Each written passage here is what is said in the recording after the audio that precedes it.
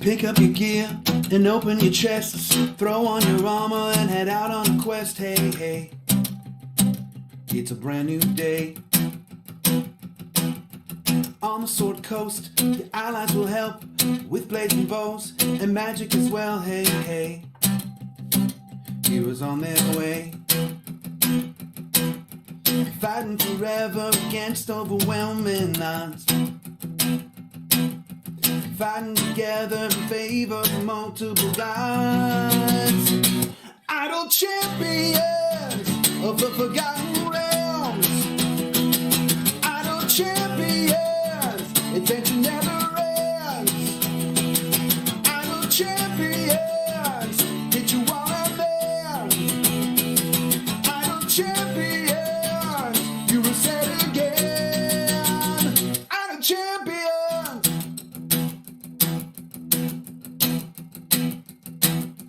From Waterdeep to Icewind Dale, head out to Chult or Shadowfell, hey, hey. Together we stay. Walk to the monsters, walk to the boss, walk to the right, it's never a loss, hey, hey. Bad guys to slay. Fighting forever against overwhelming odds. Fighting together in favor of multiple gods. Idle champions of the forgotten realms. Idle champions, adventure never ends. Idle champions, get you all out there. Idle champions, you will set again. Idle champions.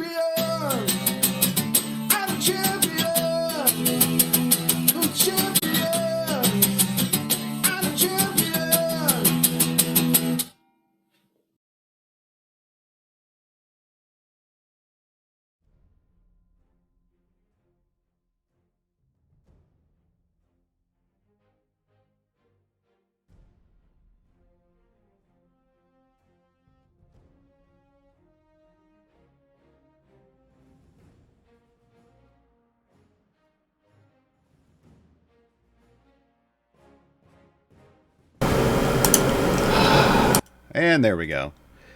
Gotta love OBS. Welcome to another edition of Gaarawarr's Guide, the tutorial show.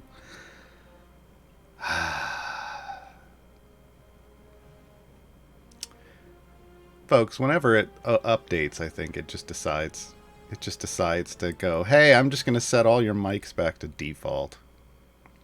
Yeah, that's nice. It's the tutorial show. Today's topic's going to be Season 1, The Heroes of Aerois. I think captions picked all that up, even though there wasn't a mic. So, we're going to talk about, all things related to this season. We're going to talk about, just to kind of get you in the groove and started and on your way. We're going to talk about the rebalance that happened to all five of the Heroes of Aerois, and then in the second half of the show, we'll be answering questions. I'll be answering questions. You'll be asking questions. I'll be answering questions. But you can ask questions even now. Martin is the producer today, and Martin's already grabbing questions out of chat. So if you're asking questions right now, we'll get to those in about an hour. To start things off, though, a fun little trivia for you this morning. Literally on this day in 1983, so September 17th, on a Saturday, the Dungeons & Dragons cartoon series premiered. It was on CBS Saturday mornings. 27 episodes over 3 seasons. That's kind of pertinent. Literally today. That's so cool. I hate doing the math on that. 39 years ago.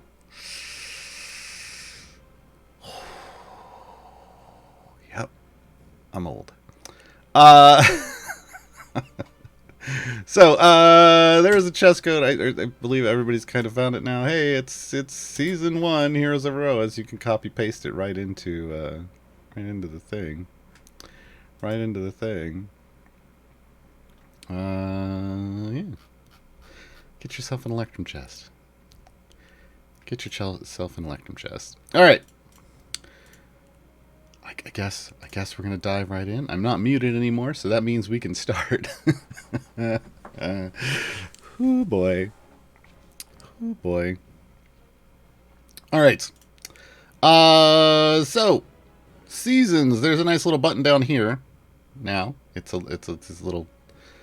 It's like a light violet. I don't know colors. Here we go. Season 1, Heroes of Aerois. Folks, Season 1 means this is the first season they've ever had. I had somebody ask that question. I thought it was right there in the name. But, you know, I get it. Some people just aren't processing that. So this is the first time they've ever done seasons. So this is a brand new system. Brand new systems tend to come with, you know, maybe not everything is as perfect as everyone would like. But here's the thing. We have this confirmed from the developers that seasons they're here. They're here to stay. There's going to be 4 every year. Because that's how it works in the real world too. You can see the favor is called Autumn's Favor. It's almost like they're kind of aligning this up with actual seasons. So we can expect this to happen fairly regularly. It's not going to take it's not going to take like 3 months. It's going to take 10 weeks though. So this is roughly going to process over 10 weeks. It literally going to process over 10 weeks. We can see the season ends in 67 days. It was 69 and change when it started. Nice. And that's when it's going to end. So you have 10 weeks to do whatever you want to do with seasons, and we'll get into the quests here in a moment. Then there's going to be a downtime period. So there will be a period where there isn't a season going on because there's, if it's 10 weeks and there's 4 of them, that's 40 weeks, and there's 52 weeks in a year. So there'll be about 3 weeks off or 4 weeks off. In between 3 weeks off after every season. Something like that. I hate math on stream. So just keep that in mind. This isn't going to be an always-on thing, but it is going to be with us for a very long time. Which means you don't have to do everything in one day, or even 1 week.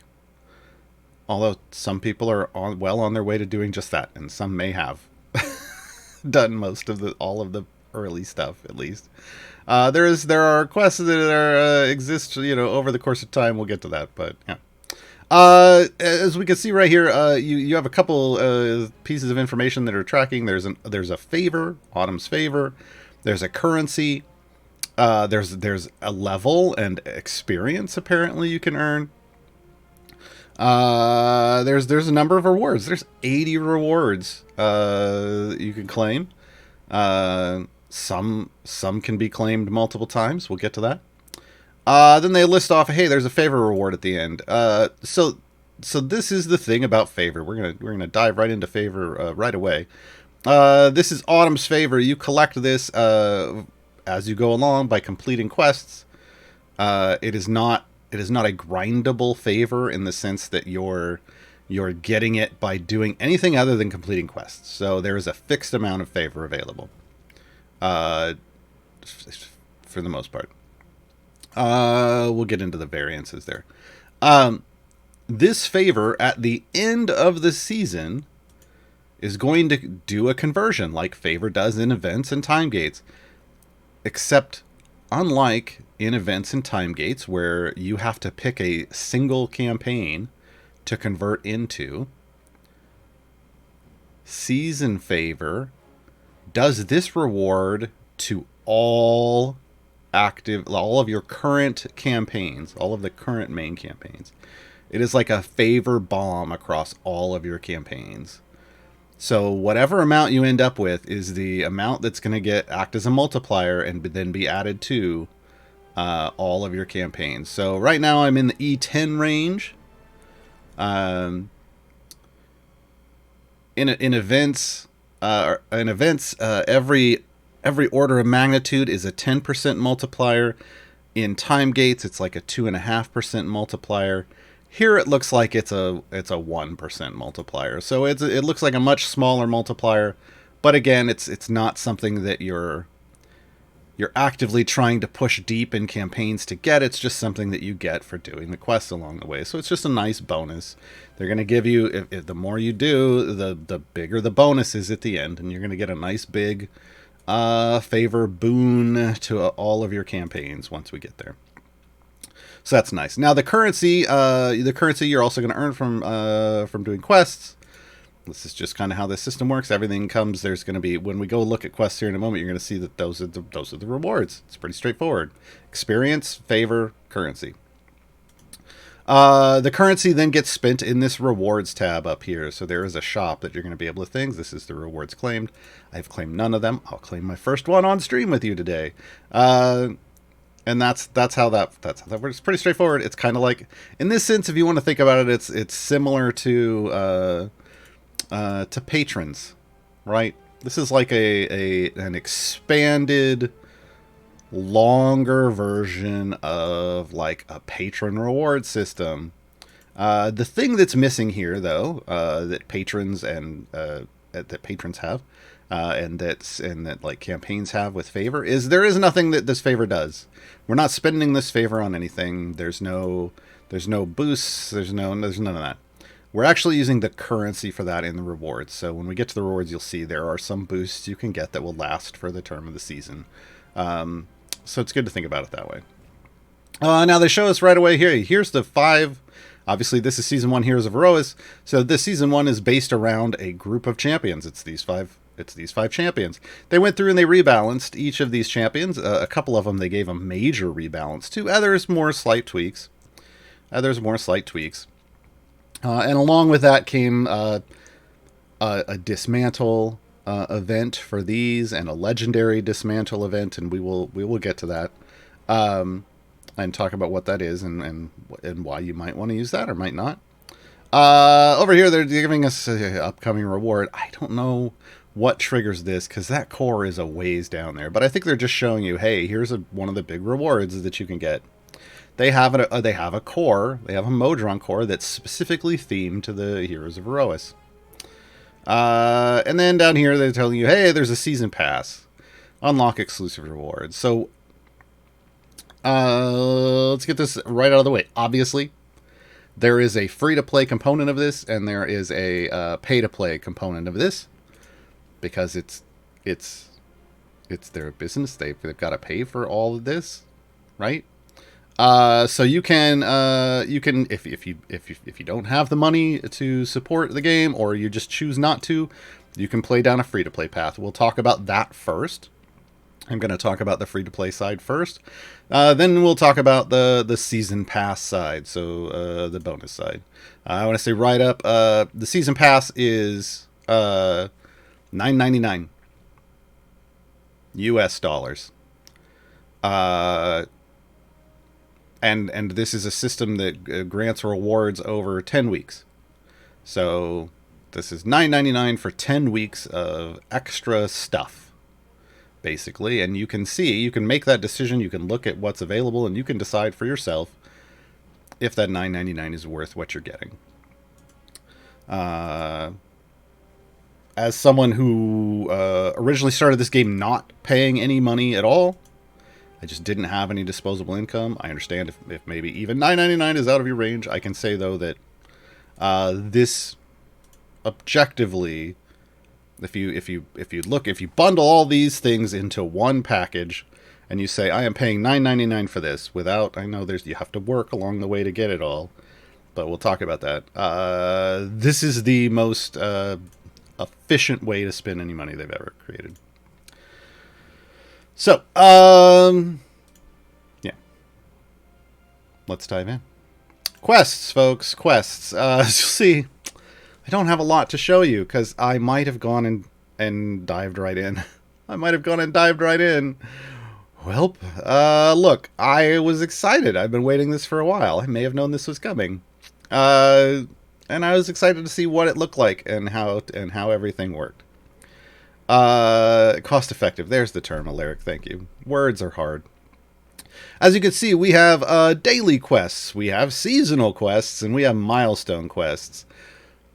Some of these words can feel a little confusing. The daily quest is straightforward. You have 3 daily quests. That's it. Every 24 hours they refresh. You get 3 more. When you complete them, it tells you right up here at the top, per quest, 100 XP, 25% favor, multiplicatively. So every time you get one of these bonus, it multiplies. You're gonna get 25% more. Right? So keep this in mind with all these bonuses. And then 300 currency. Right? So every day you have a chance to earn some experience, some favor, and a bit of currency to throw around. It's going to give you 3 quests. If I had not done one of these, you would see that there'll be a little button up here that's the kind of arrows going in a circle. Basically, there's a re-roll option. If you get a daily quest and you're like, I either can't do that or don't want to, because there was a bug where there were some things that came in there that shouldn't have. Everything should be doable, but let's say you did not want to use 5 potions or scrolls for some reason. You could re-roll and get another option. You can re-roll once for each quest slot, and that's it. So if you re-roll and you get something that's even worse, like that you just really, now I've got to go 1,000 areas with Lucius, well, guess what? If you want that single reward, if you want 100 XP, 25% favor, 300 currency, you got to do it. I'm just going to tell you straight up front, to get all of the rewards, whether on the free-to-play side or the full season pass, you don't have to do all the daily quests. You don't. If you can work more towards getting more, you've got to come up with a certain amount of currency. Where you come up with it is up to you. It doesn't have to be from the daily quests, but keep in mind that this is going to be set. This is 70 days of quests, 3 quests a day. That's 210 ways you can earn a bunch. That's a lot. That's the biggest bulk of currency you can get. Well, not the big. We'll get into that. It's a lot. There's a lot of currency available there. So try to get most of the daily ones. They're fairly straightforward. Complete a free play area 101 or higher. I mean this one feels pretty simple for most people. If you're brand new, this might be challenging. Complete 1,000 areas. It doesn't have to be in one run. You can run to level 50 20 times, right? 5 potions or scrolls. Again, should be pretty straightforward for you. Yeah.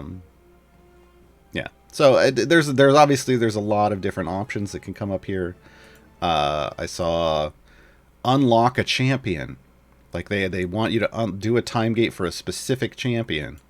That one is keyed off of. I have confirmed this. Is keyed off and it should only be showing up if you have a certain number of time gate pieces already. And what it is it's encouraging you. It's a reminder. Hey, you've got a bunch of time gate pieces. Maybe go throw some at a member of the Heroes of Aerois that you don't have yet. So it will specifically say, hey, like unlock Ayla. That means you don't have Ayla, but you do have time gate pieces. And I'm going to mention this while we're on the topic. Time gates for the Heroes of Aerois are half price right now. So they are 3 time gate pieces. Now, again, that's not super helpful if you're a brand new player and you don't have any time gate pieces. But if you have been around a little while and you've got some time gate pieces, there is an easy way to grab all of the Heroes of Aerois if you have some.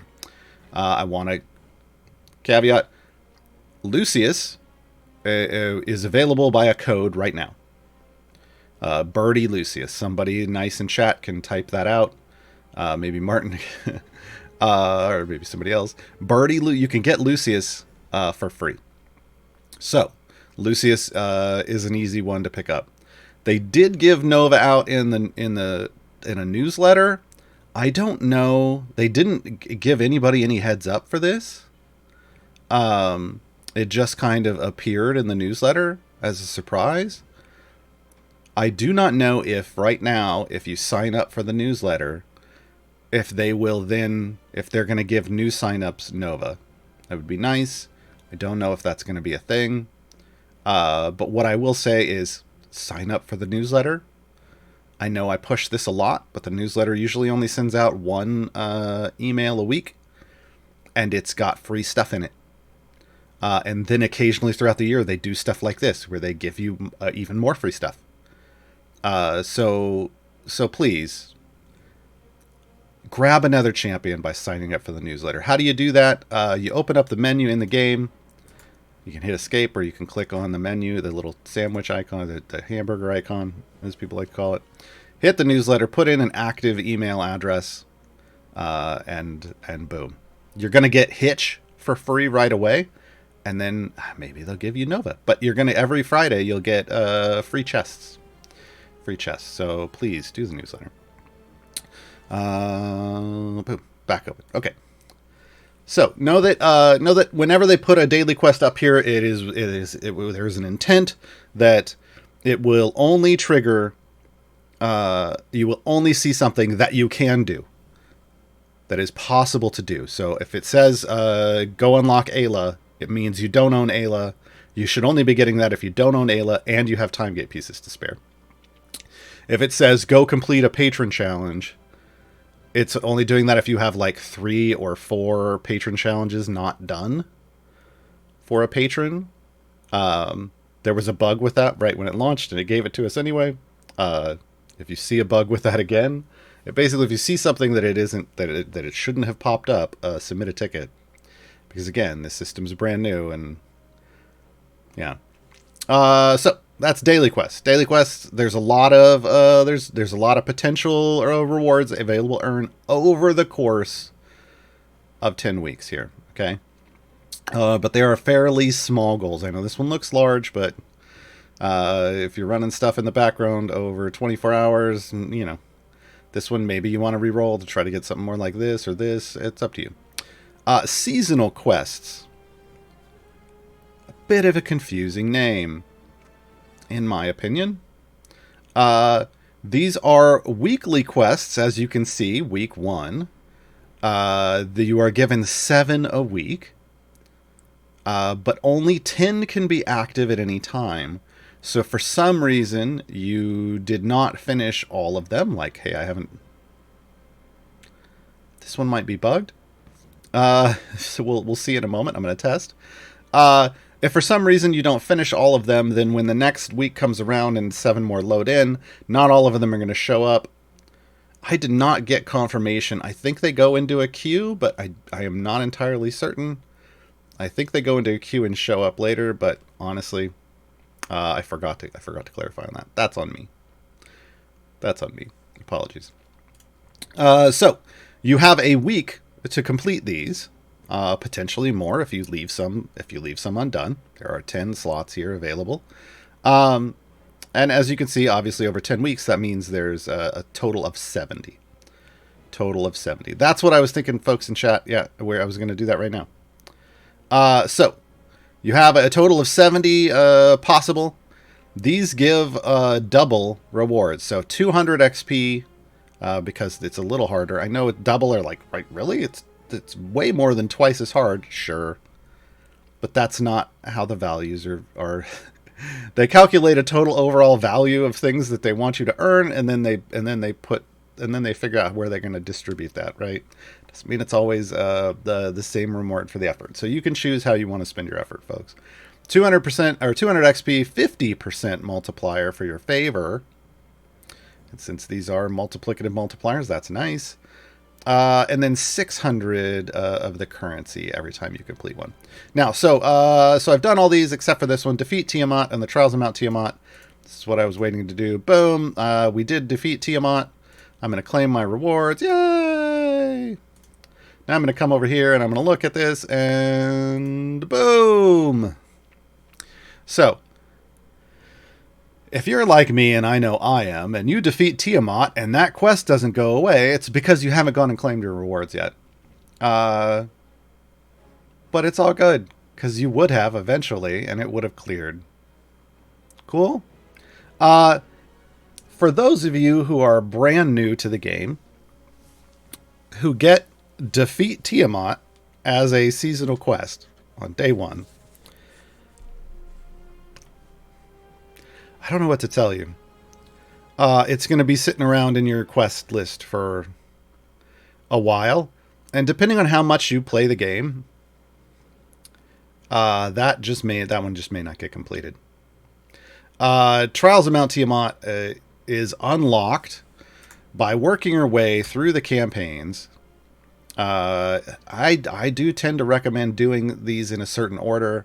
I have a new player reference, a guided tour, I call it guided tour out there for you, to help walk you through the game in a milestone way. And I do recommend doing these in order to a certain degree, but Trials of Mount Tiamat is Baldur's Gate related. So Baldur's Gate Descent into Avernus, you need to do the storyline content. So these top level, you don't need to do the variants, just these top level adventures all the way through Avernus, starting here, Elturel has fallen, going all the way, pathing all the way through this wild path, all the way back and back to Elturel, and then you need to complete Elturel's Last Stand. I do not believe at this time that you can just start off as from Sword Coast and then jump to Avernus and then get through this. I don't think that's a thing. Because this is a very difficult fight. This is a very difficult fight. It is currently the only true DPS race that we have in the game. And I'm not going to spoil it for you. Other people will spoil it for you. But this is, completing this, I feel like you got to work your way through and get a lot of power, right? Completing this, again, just the adventures, will get you Trials of Mount Tiamat unlocked. And if you can unlock Trials of Mount Tiamat, if you are somebody who has completed Elturel's Last Stand, you 100% can complete a normal tier in Trials of Mount Tiamat to trigger that seasonal reward. 100%. If you can do that, you can complete the normal tier difficulty of Trials of Mount Tiamat. So if you have unlocked Trials of Mount Tiamat, but have been on the fence about actually trying to do it, if you've unlocked it, you can do the normal tier, and you should at least do the normal tier every week. Highly recommended. Okay. So, but again, if you are not, if you are taking your game progress slower, and that's 100% okay, just know that is a seasonal quest that probably shouldn't have existed. Just going to call that one out. Probably shouldn't have existed, but it does, so that one just may not get done for you.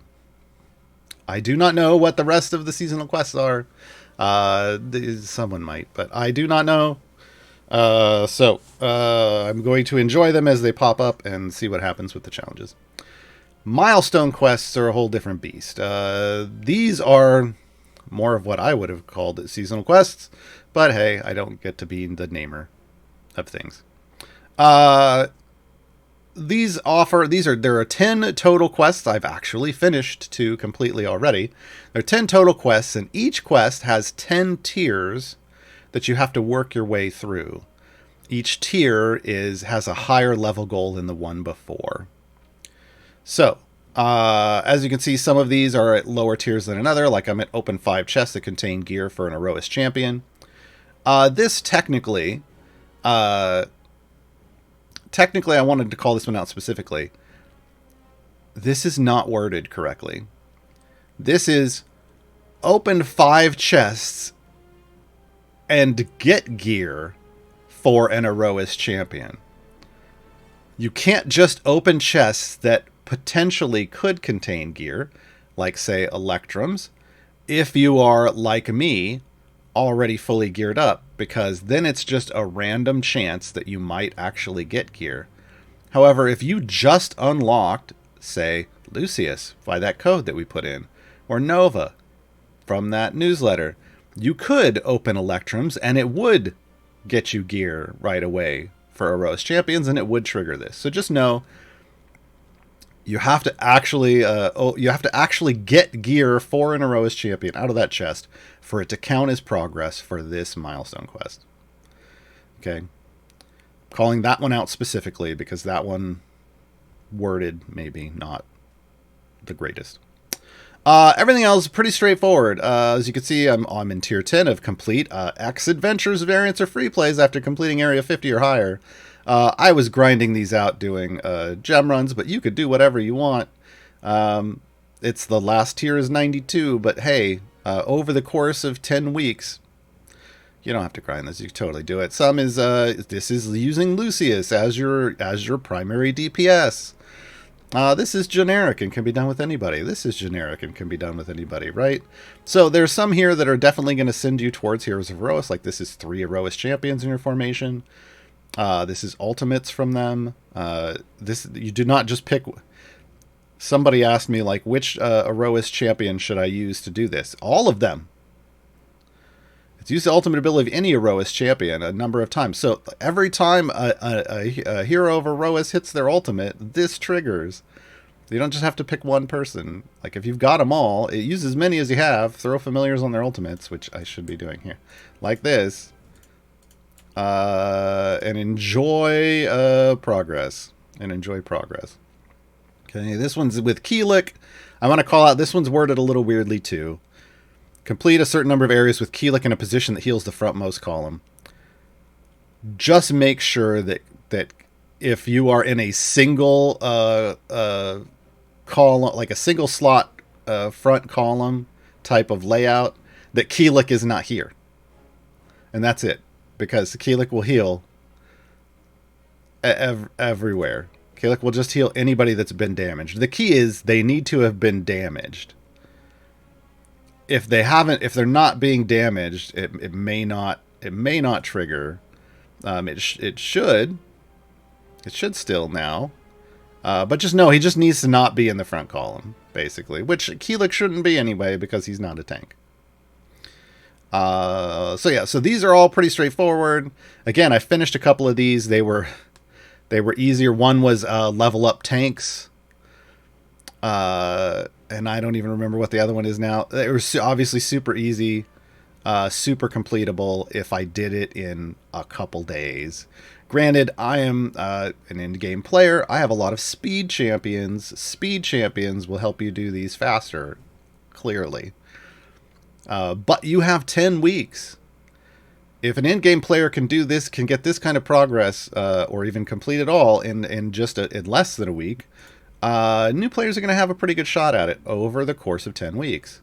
Now, it does mean you do need to probably prioritize maybe using some of the Heroes of Aerois that you have unlocked or are going to unlock, so that you can get this. It does. But that is kind of the point of this season. It is to encourage everyone to try out the newly revamped Heroes of Aerois. And honestly, folks, they're in a pretty good place. They're in a pretty good place now. They're in a better place than they were as a group overall than they were before. So yeah. All right. Rewards. All right, let's talk about rewards, baby.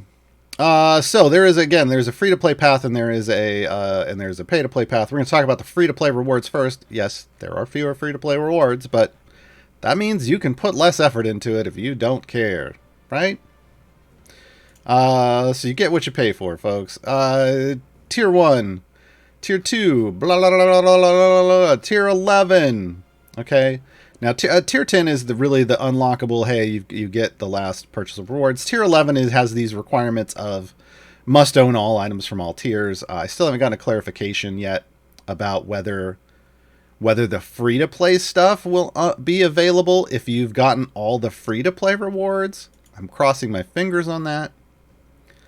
But regardless, let's focus first on just the first 10 tiers. Now, the free-to-play stuff is going to be the stuff with if the colors are showing up correctly.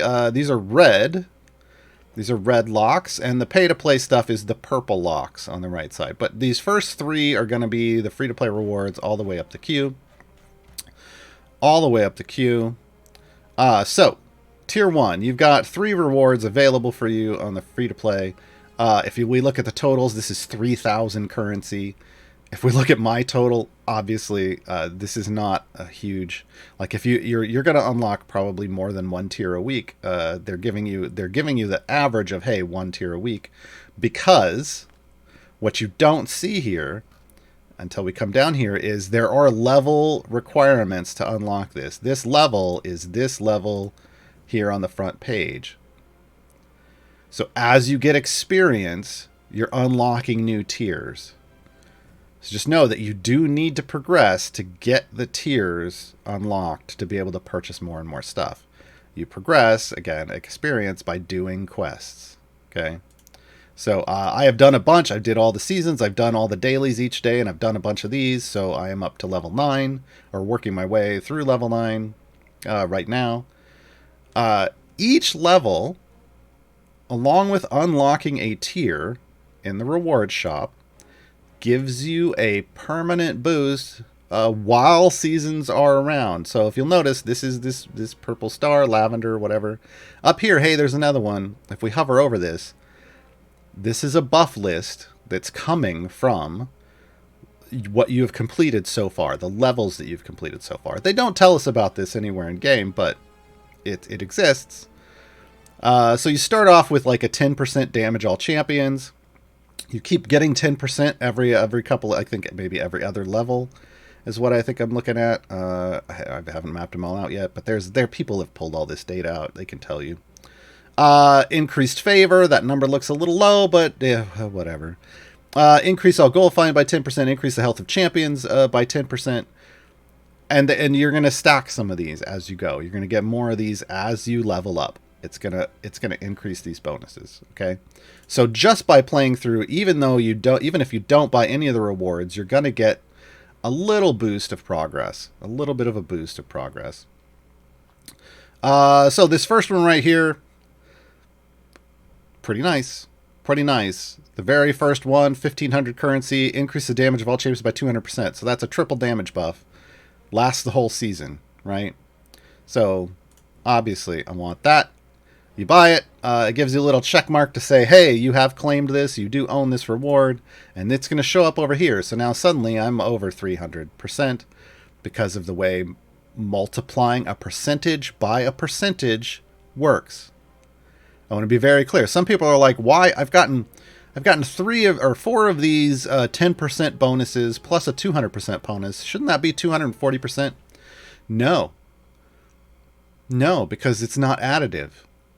Those would be additive bonuses. This game does it the nice way, and they give you multiplicative bonuses. They give you more. Multiplicative's the good way. We say that a lot on these streams. Multiplicative's the good way. So instead of getting an additive 240% bonus, I'm getting a multiplicative 339.2% bonus, right? So it's in your favor to multiply. Just go with it. So now I have a nice damage bonus. I'm going to be able to push further in everything that I do, because this isn't limited to any specific champion.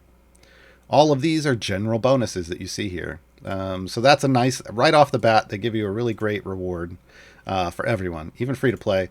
The next one is for 500, 200 potion, like 2 potions of speed. Sure. There's going to be filler stuff in here. This is filler, but at least they're epic potions of speed. I'm not going to complain too much about that because I use a lot of those. And I'd rather spend this currency than patron currency on it, right?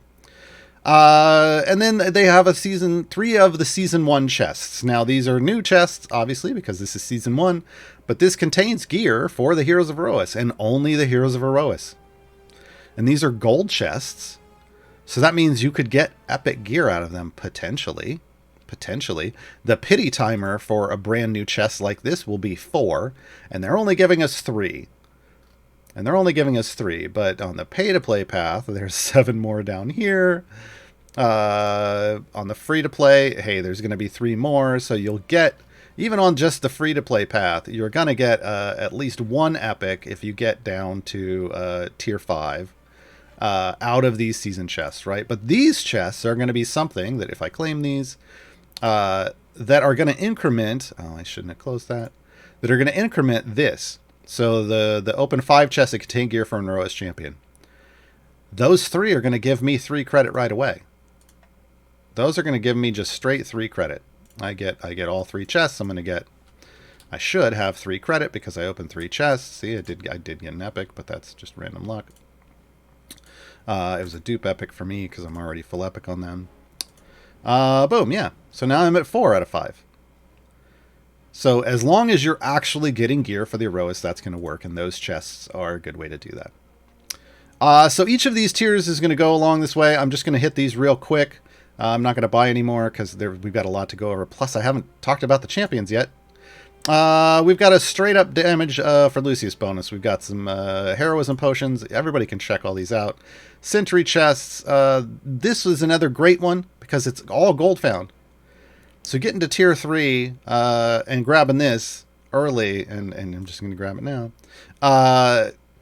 Great use of your currency early on. So just know if you want to budget ahead, the first buff, this buff, great, fantastic. This is straight up Kelik bonus. We've got gold finds and Nova chests. So these Nova chests will count. These Sentry chests and these Nova chests will count towards that milestone quest. This is straight up Ayla. There's some more season chests. This is health of all champions. So again, tier 6 offers another general buff, even if you're not even if you don't have the Heroes of Aerois or you're not focusing on them. Again, more triggers for the milestone quest. This is straight up Nova. Modron chests for tier 7, folks. Modron chests are the the second hardest chest to acquire in the game after Bahamut chests. And Modron chests are a big deal. So here's 3 of them. They also gave some blacksmithing contracts. Again, a straight up like a just Sentry bonus. Ayla chests. Healing on all champions. Interesting buff. We've never seen anything like that before. That's in tier 9. 500% damage all champions, tier 10. So if you reach tier 10 early, you're gonna by the time you get there, this is gonna be a big boost to go with all of this, right? It's gonna be another multiplicative bonus on what you already have. There's gonna be a nice general overall progress boost by getting to tier 10 and picking up that first buff. Okay. Tier 11, if they unlock this, there's just a straight up favor boost that you can claim. The tier 11's claimables are claimable multiple times. So you could claim it again. As long as you have currency, you can claim them multiple times. This is why it requires you to own stuff from the other tiers, though. This is a scroll pack, so that's bounty contracts and blacksmithing contracts. Again, claimable repeatedly. This is a potion pack. It looks like one of each. Claimable repeatedly. Depending on what you're looking for here, there's a way to burn off your excess currency, which is nice. I've played games where a season pass type thing like this, you just unlock the stuff, and then at the end, if there's extra, it's just extra, and you don't get to do anything with it. Here, they give you something to buy, right? All right. So now we're gonna drop back in, and we're gonna talk about the major points of of throwing money at the game. Again, season pass, $9.99 US.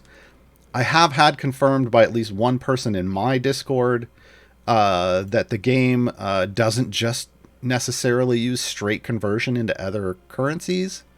So I know in their currency it should have been super, like $9.99 would convert super high into their currency and be unaffordable. It was adjusted down to be affordable for them as well, based off their their economy. So that seems cool. I can't confirm that that's everywhere, but I know that happened at least one place. So it looks to be a fairly affordable pack. Now, there is other way you can throw money at this too. Like this tier I have not unlocked yet. If I click unlock early, it's going to give me extra stuff and it's going to open up that tier early. So it's $4.99 US. It's going to give me 3,000 XP to jump me up levels. It's going to give me a bunch of favor, and it's going to give me a bunch of currency. So technically, when you do the math on favor and currency, if you are throwing cash at this system to unlock everything right away and have all the power right away, you end up with a lot more favor bonus at the end as part of the reward for that, and a lot more currency to spend on stuff. Do your own math with your own disposable income. Make your own decisions here. I'm not going to tell you what to do. It's not what I do with money. But just know if that's a decision I have not looked at, if that is effective spending, efficient spending, whatever for you. That's very disposable income related, and yeah. So just know, in general, I think the $9.99 is a good price for what we're going to get. Let's talk about what we're going to get. Again, straight up bonuses. There's lots of bonuses and more rewards. The bonuses, these are obviously straight for the Heroes of Aerois. You get a permanent bonus to Nova forever, 50 item levels on each piece of equipment she has, and then there's a skin. There's a skin, folks. $9.99 is usually the cost for a skin in the store with some stuff along with it. So there's multiple skins here for $9.99. This is why I think this is an efficient spend. Here's increase all favor earned from resets by 100%. So this is a huge general one if you're on this path. Again, permanent item level bonus boost to Ayla, and a new epic feat for Kelik. Again, more specific buffs. Permanent item bonus to Lucius. A pretty amazing skin for Nova, if I do say so myself. Straight up, this is another general bonus, but then also Lucius bonus. 100 item levels for Ayla. She's special, I guess. And another feat for Sentry. Boosts, again, more boosts for the Heroes of Aerois. Basically, they are the further you're going down this, the stronger they're making them while the event is active. And then they're giving you this permanent carryover power in these item level boosts. Pretty cool skin for Kelik. I'm going to call this potion out. This is one of the 7-day potions. So the number may be small, gold fine by 100%, but it lasts for 7 days. This is a potion of polish. I missed that one. 100 item levels for Lucius, a feat for Nova. There's another 7-day potion for gem drops. That's nice if you're in the gem farming stage of your career. But if not, you can hold it for when you are. Again, more bonuses, permanent bonuses to Kelik. Another cool skin for Ayla. More bonuses. Look at the gold find bonus there, folks. Feat. Scales of Tiamat. I wish I've passed along my feedback. I wish this was in the repurchasable section. I really do. But a one-time boost of 10,000 scales of Tiamat. That's what you make legendary. Make and upgrade legendary gear with. Permanent item levels for Sentry. More of them. A shirtless skin for Lucius. Hey, why not, right? A bunch of Modron chests. More bonuses. A feat over here. A Modron core, right? And then when you get to the repurchasables, there are season chests. If you just want to try to get full epic your potentially new champions. Tiamat pack of scrolls. Modron chests. Again, second hardest chest to obtain in the game. When I buy my season pass, because yes, I'm going to do that. Because again, feels super efficient for me. Cost-effective spending. This is what I'll churn at the end. Because Modron chests are great. So, lots of stuff going on, folks. Oh, boy. We took most of the time talking about seasons. We're going to touch on the champions quicker. Okay, let me get a sip of water. The Q&A will be a little shorter. Martin's been grabbing all your questions. I will do everything I can to answer them all. Yesterday, I answered 105 questions in 2 hours. And I think I probably could have done more if I'd been a little quicker in the first half. Here we go, folks. Here we go. The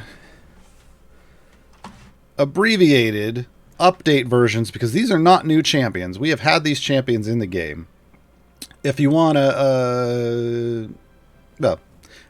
more information on these champions, I have updated my guide for Sentry and Nova already on the subreddit. I will be updating the guides for the other 3 champions this weekend. Everything will be there. Let's talk about Ayla first, folks. Ayla's one of 3 tanks in the Heroes of Aerois. They are a group that has 3 tanks. The tanks can technically be placed in different places. They don't have to be in the front line. So they are all very decent support tanks, or I should say good support tanks now. So if you are in a formation that has 3 tanks on the front line, you've got 3 just in the Heroes of Aerois. But if otherwise, you can, like right now I'm doing Sword Coast. You can pick one to put there. I use Ayla personally as my frontline tank more often than not, even after her change. All right. I'm not going to go into the basic stuff. The basic stuff didn't change. She's got basic abilities, yada, yada, yada. Main abilities. Storm Aura. Random enemy approaching the formation is zapped by lightning and becomes primed. This happens every 8 seconds.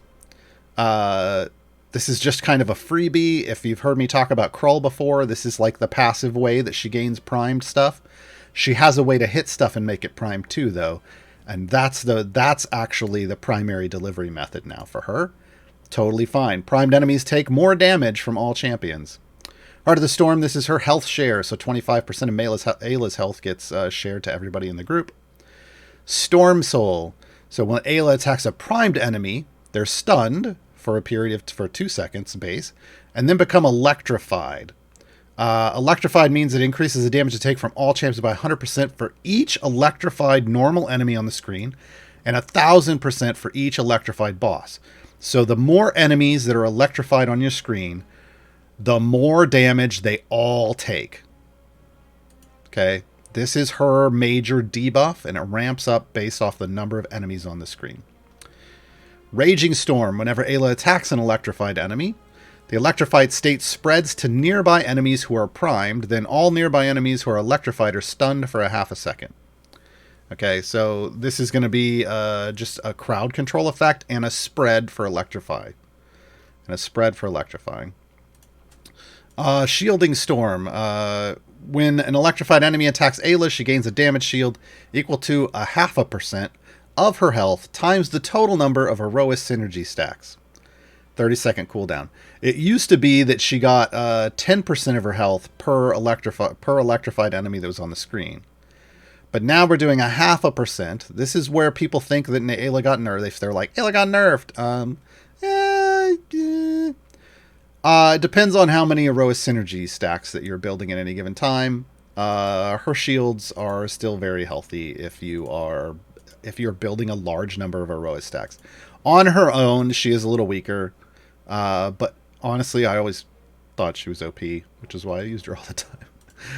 So overall, she's in a better place balance wise, and the group is in a much better place. We'll get to that.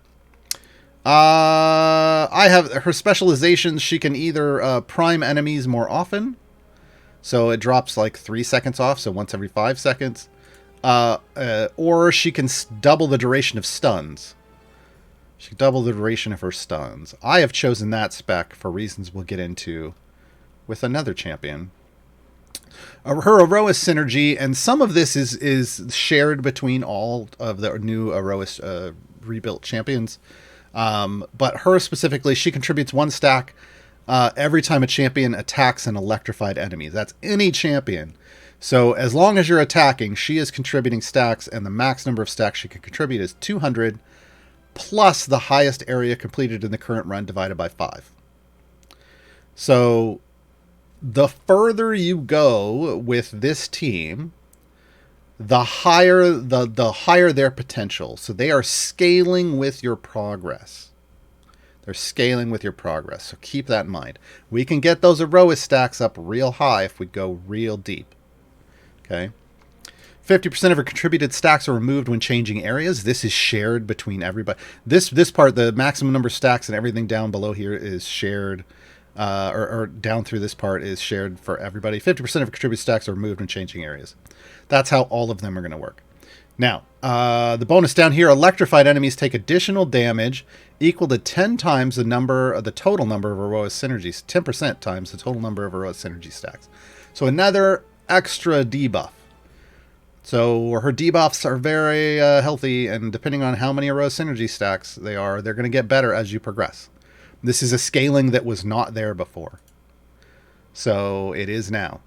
It is now. They're scaling these champions to go with you as you go further. Her items, that's her kit. Her items, damage all champions bonuses, Storm Soul, health, Aerois Synergy. They added this across all of these groups now. There's no ultimate attack damage bonus. There's an Aerois Synergy bonus. This is fantastic. This makes their itemization even stronger than it was before. And she gets ultimate cooldown. Feat wise, again, damage all champions, health. This is a big deal for her. I run this there's a 60% epic. If you can get these bigger health ones, it's a big deal because this is what multiplies off of her shield. So these are heavy survivability bonuses for her. If she is super survivable for you, you can always tone down or get rid of. But as you get deeper, you're definitely going to want more health. She's got Storm Soul, like a big boost Storm Soul. She's got some Overwhelm. And there's new Aerois Synergy feats available for them. Now, one of these is keyed into the paid season pass. The paid season pass. No word yet on if these will go into gem purchase after the season or if it's going to be like wild offers. We have no idea yet. Right now, this is keyed off the season pass. But there's a 40% available in just general gold chests. She also has a wisdom feat. This is for, I want to say, qualifying for Narak. All right, folks, that's Ayla. Still one of my... Ayla was always... Ayla and Tyrell were my top tier champions for tanking. Personally, still is. Still is. Let's talk about Nova. Nova got a big rework. I don't know that everybody thought she needed. Even I was like, I mean, she was a ramping champion before, which meant she had to be in from zone 1, and then she got better the further she went. She has been changed now so that all of that power is queued off a different trigger and can be available right away, which is fantastic change for her. I know a lot of people don't like that. I get it. Change is rough. But having a hot swappable mega buffer in Nova now, kind of a big deal. Kind of a big deal. Curiosity. Nova is intrinsically curious about the creatures inhabiting the world. She inspects enemies as soon as they spawn, increasing their damage taken by an amount. So she just triggers a debuff instantly when they spawn now. This increases by 10% additively every second they're alive. So the harder they are to kill, the more it's just going to start ramping up to a cap of 1,000% at 90 seconds. So as long as you can live 90 seconds, you will get max debuff on enemies with Nova. This ability is increased by 200% if Nova's in the frontmost column. So this triggers even if she's in a support position. This is why I said these tanks can be used frontline or support. They get a little better if in the frontline, but honestly, they still do work even if they're support. J Crew, the crew. Every time. I will always call this J Crew. Nova increases the damage of champions within 2 slots. So there's your positioning rule. She only buffs within 2 slots. By 0.1% for each champion level on the affected champions.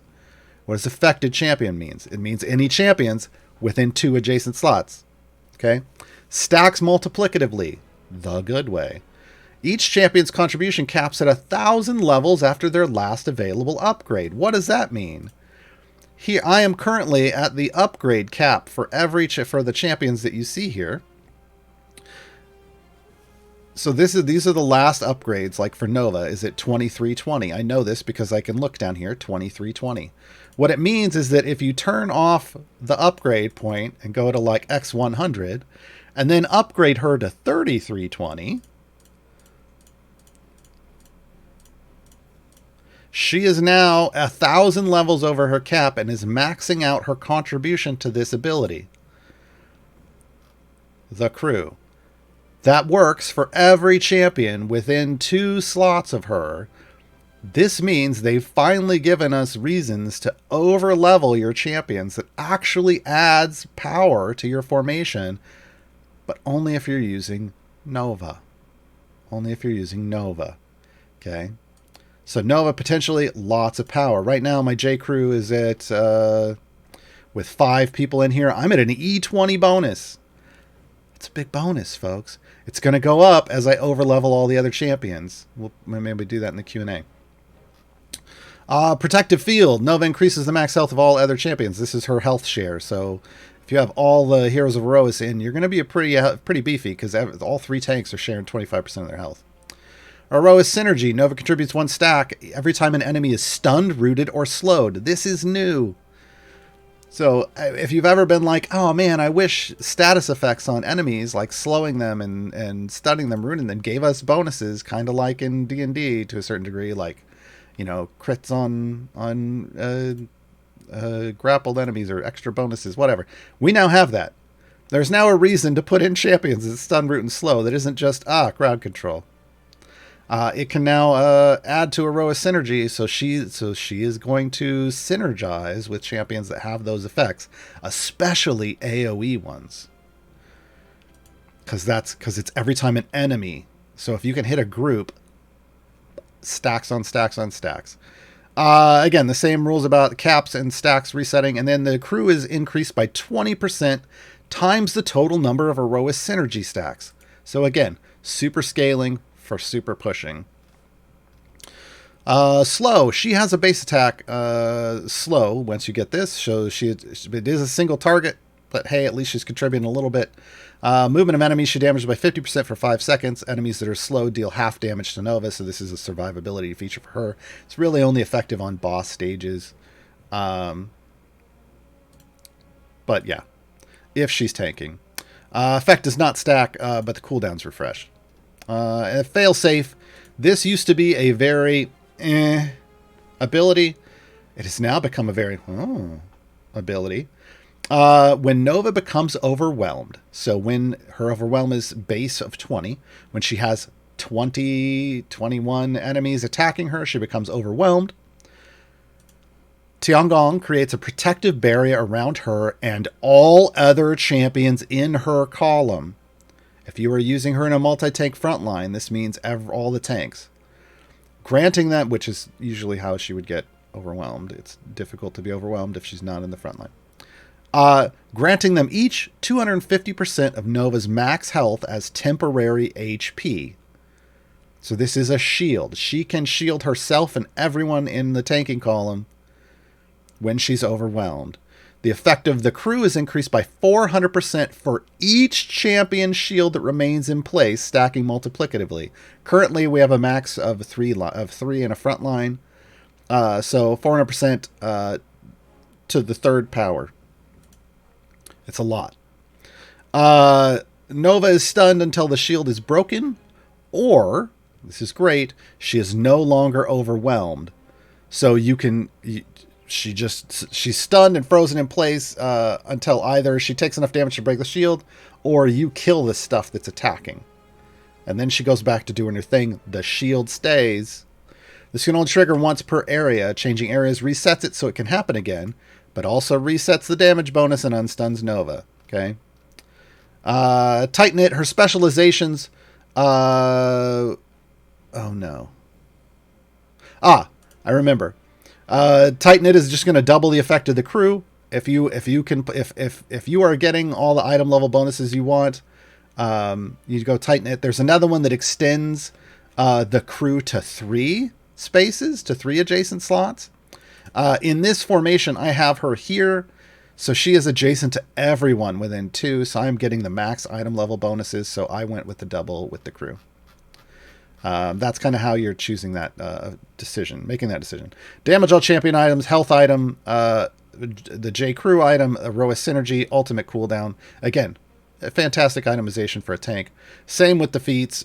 We get damage all champions, we get health. We don't get the mega health like we do on Ayla, but maybe they can add that in the future. Curiosity, the crew, Overwhelm, and Aerois Synergy. Again, they locked the big one into the season pass. This is a theme we're going to see. Sentry. Sentry used to primarily just be a speed tank. And you didn't even put her in the front column. You just, you wanted the speed boost. You put her in the back. She now has more options. So, right away, Guardian of Soulwind. This is her buff. Increases the damage of champions within 2 slots of Sentry by an amount. This used to be restricted to her being in the front column. It is not now. So she is a much more powerful support tank now. She's not just a speed tank. She can be a main tank and a support tank. So as you see in this, I have her in the second column, and that's because she can now buff within 2 adjacent slots, even though she's not in the front. So the team works good now, even if they're not necessarily in a place with 3 on the front. Create Echo. This is the more complicated one. Echo accompanies Sentry in the formation.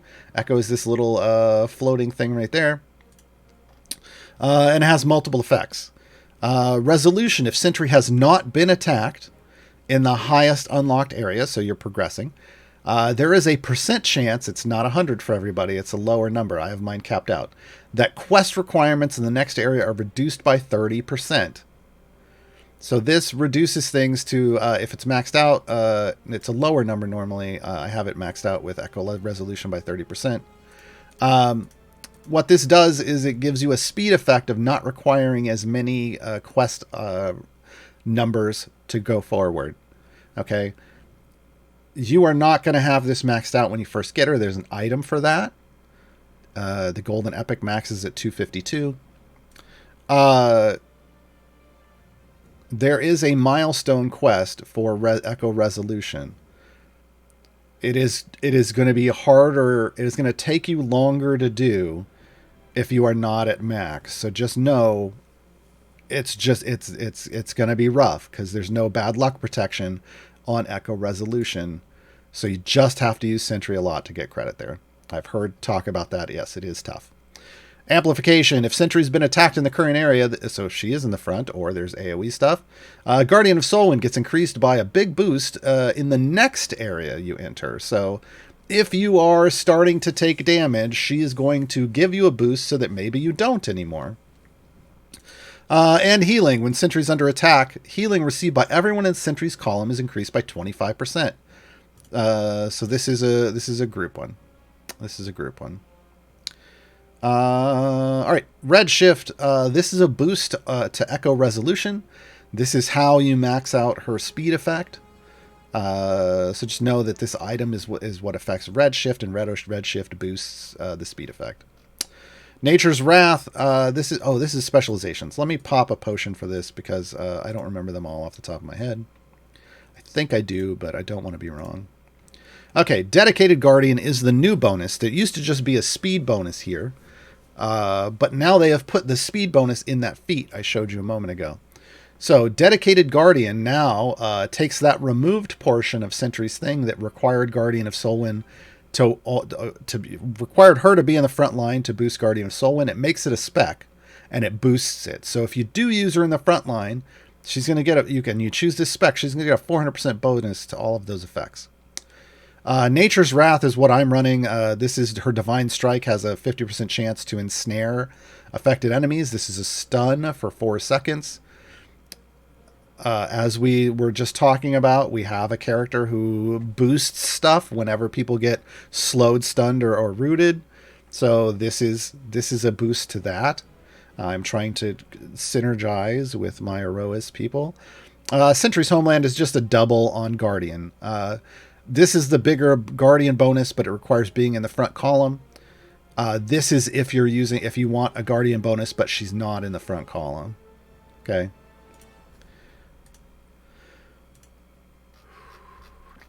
Take a breath. Take a drink of water. Reinforced Plating is her health share. She gets it a little further down. Her Aerois Synergy. She contributes 1 stack every time an enemy spawns. Amazing on regular levels. Keep in mind, You're only going to spawn 11 enemies on a boss level, most boss levels. So she doesn't contribute as much with boss levels, but on regular levels, this can ramp up a lot. 50% of her contributed stacks are removed when changing areas. Guardian of Soul is increased by, it's the same as everybody. Guardian of Soul is increased by 10% times the total number of Aerois synergy stacks. All right. That's it. Items. Damage all champions.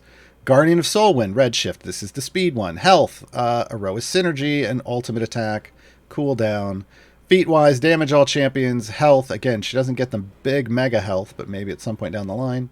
Echo Resolution, this is a new speed one. It is a default feat, so you get on it right away if you want. Guardian of Soulwind. Oh, there is the 60% health feat. Huh, I should have bought that. I will. Aerois Synergy, again, tied to the Season Pass. And Overwhelm stuff.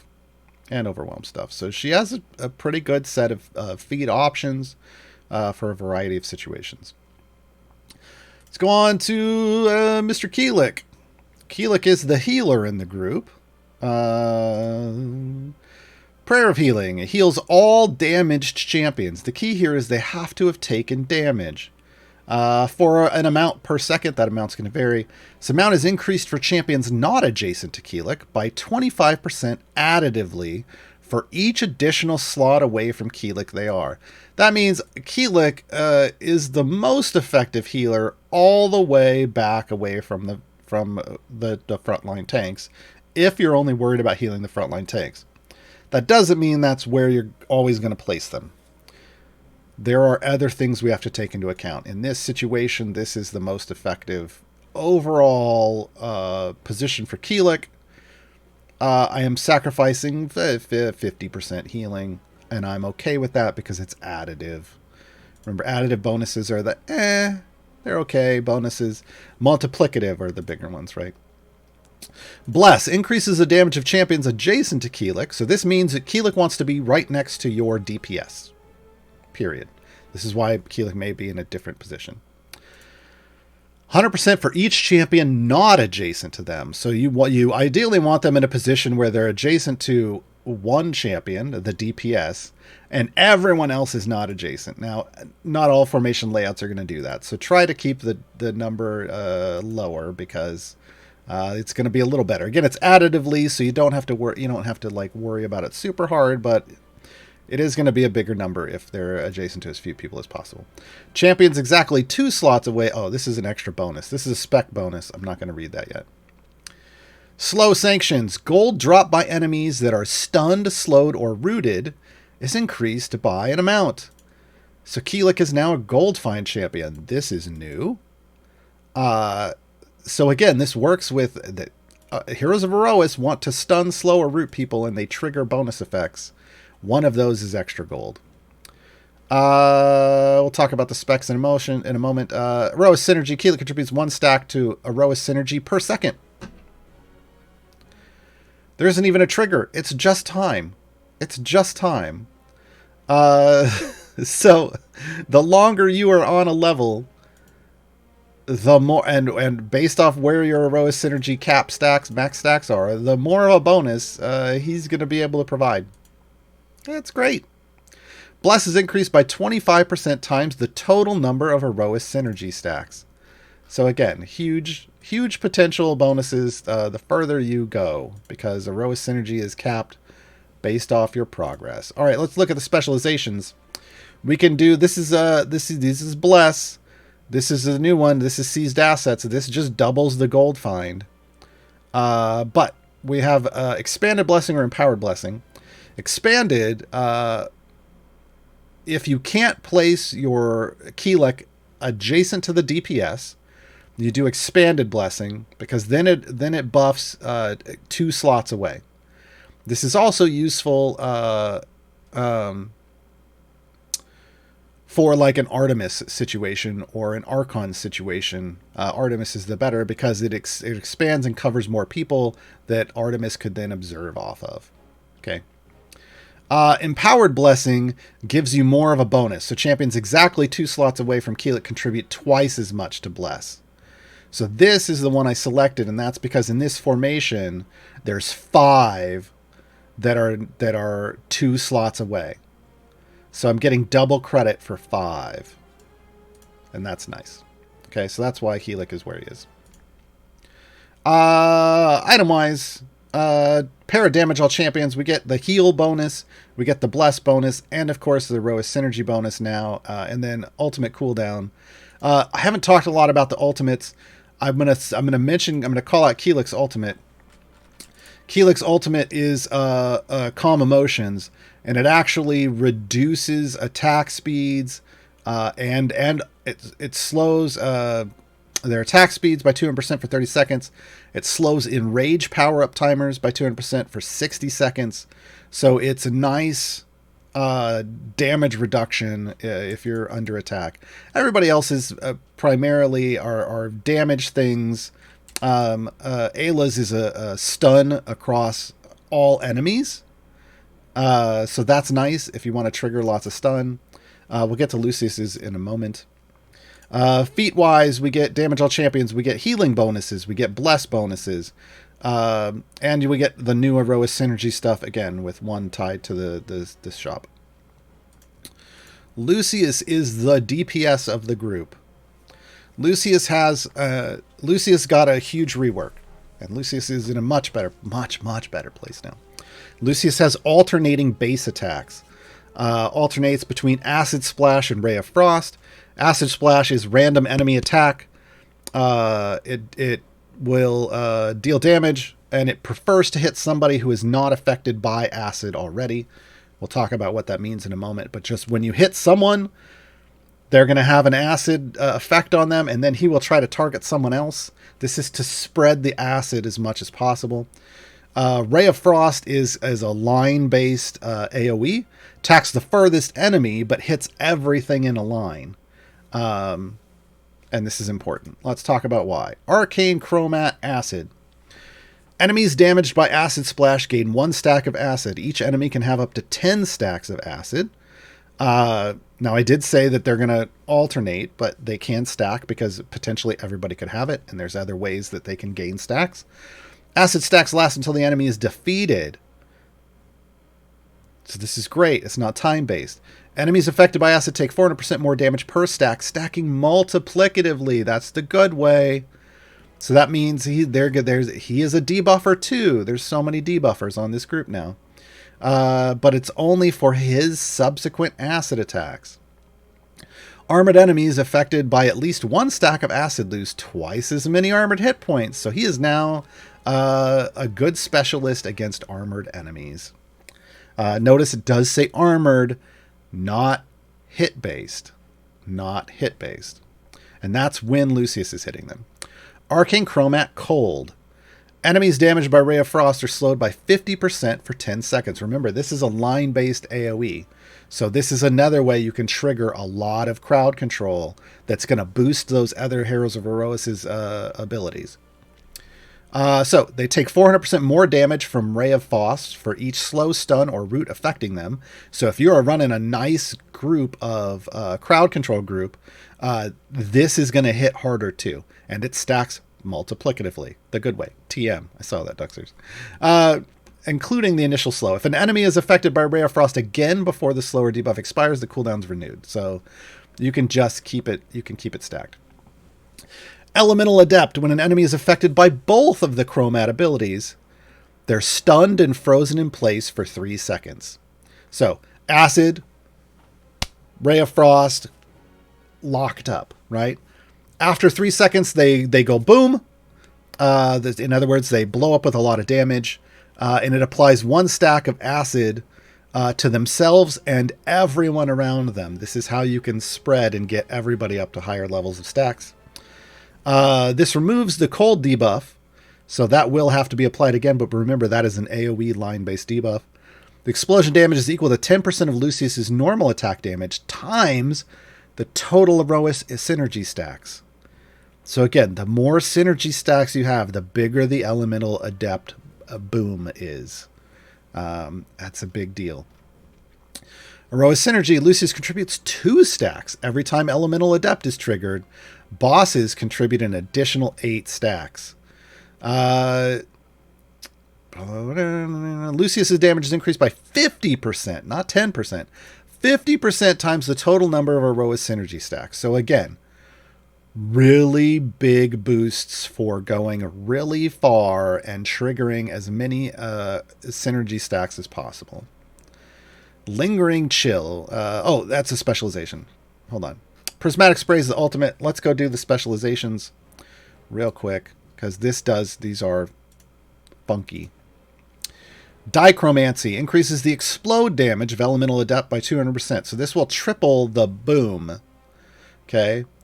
Elemental Master increases the effect of Aerois Synergy on Lucius's damage by 100%. So that's just a double.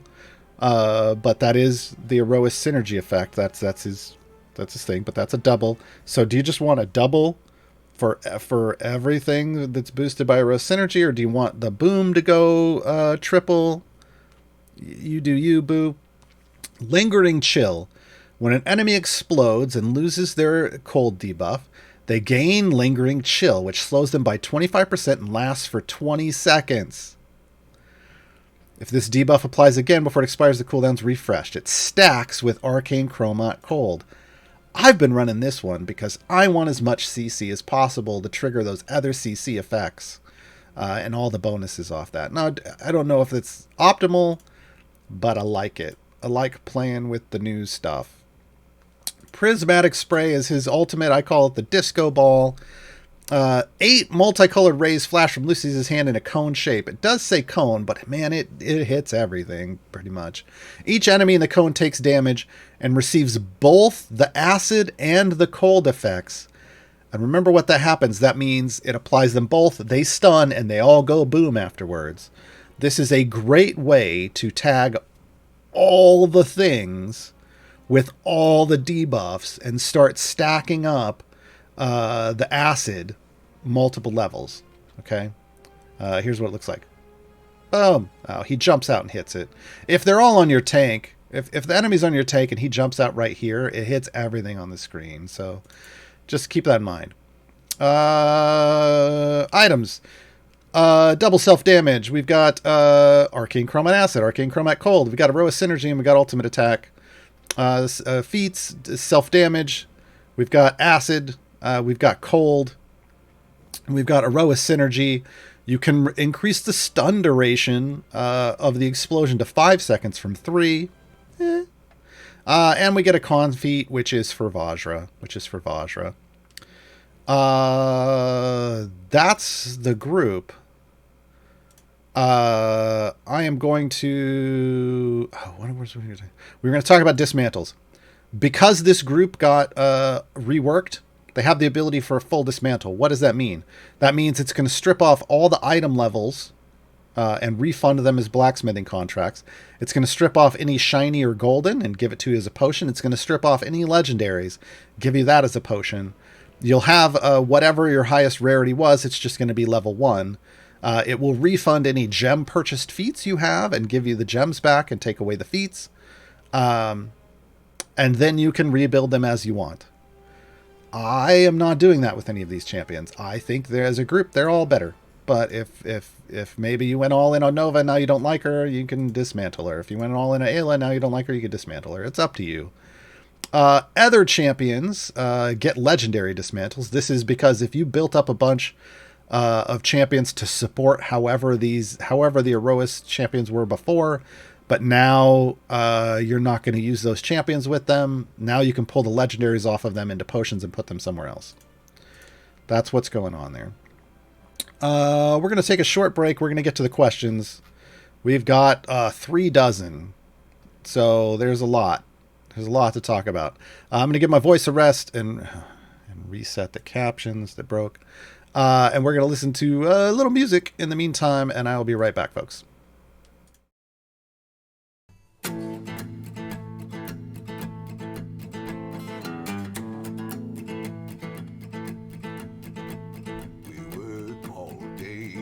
Darkness underground, seeking riches in the stone to be found. In the heat of the earth and the mines below our lands, and the treasure in our hands. Born of the forge, we are miners of the gorge, we are crafters of rune and stone. Our clans are strong as our beards are long, and we're never on our own. Sweat drips down and our hammers pound as we sing along to the sound. Keep our axes sharp and our voices loud as we make more of it proud. Raise your tankards to the mountain and to our ancestors' pride. To the stone our works are bound in. Thorn always provides. Guardian protect us as we defend our land. Guide our axes onward. Our lives are in your hands.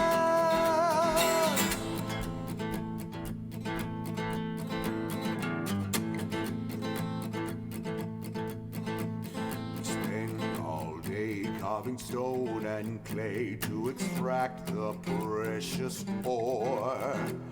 Our magic runs deep like the earth beneath our feet and the holy mead we pour. We work all day over fires hot with coal. Masterworks our gold. We have gold in our veins, silver in our bones, and mithril in our soul. So it drips down and our hammers pound as we sing along to the sound. Keep our axes sharp and our voices loud as we make more of the crowd. Raise your tankards to the mountain and to our ancestors' pride. To the stone our works are bound in. Doom of thorn always provides. Guardian protect us as we defend our lands. Guide our axes onward. Our lives are in your hands. Our lives are in your hands.